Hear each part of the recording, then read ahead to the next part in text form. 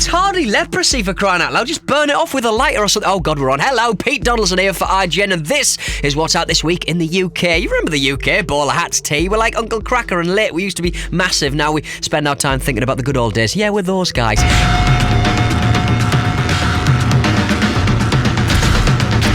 Hitman, or should that be Hatman? Because he wears a lot of...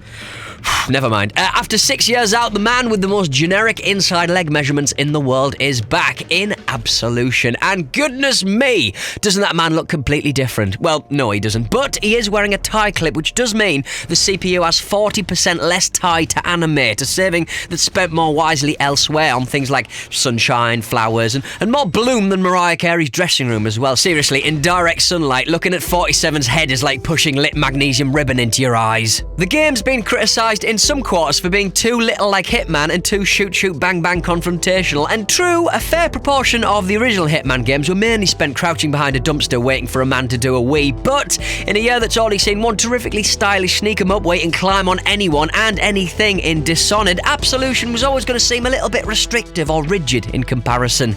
My advice, play it on one of the 5 higher difficulty levels and you've got your old Hitman back, where every misplaced footstep is met by a "holy crap, it's that guy" and the sweet kiss of gunfire. To be honest, I spent a lot of my time creating my own side missions and plot inside me head, where it's my job to eradicate men who turn up to nightclubs in douchey cowboy hats. You're not in a Bon Jovi video, take that!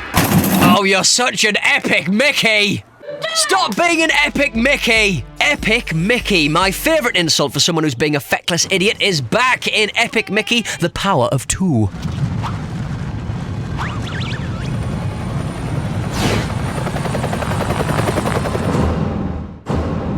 The little cheese-chomping twerp is here to save Wasteland once again, and this time he's brought a buddy, Oswald the Lucky Rabbit, though how lucky someone can be when they have to listen to someone talking like this all the time is very much up for debate. Oswald makes his first appearance proper in Disney lore for some years, plucked from obscurity by a team led by the designer, whose name makes him sound cooler than he actually looks, Dr. Warren Spector. And once again, Wonky Spocklo has created some of the most wondrous, enchanting sights Disney has ever given us. The Rainbow Caverns, this man's fabulous cheekbones, for example. There's also a slightly less graphically ambitious platform game out now for the 3DS, Epic Mickey Power of Illusion, the unofficial sequel to classic platformers Castle of Illusion, Land of Illusion, World of Illusion, and Hypodermic Syringe Bin of Illusion.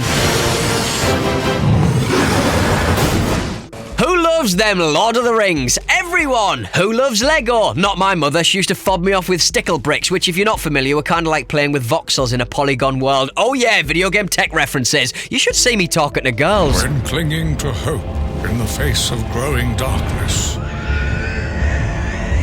Fly, you fools!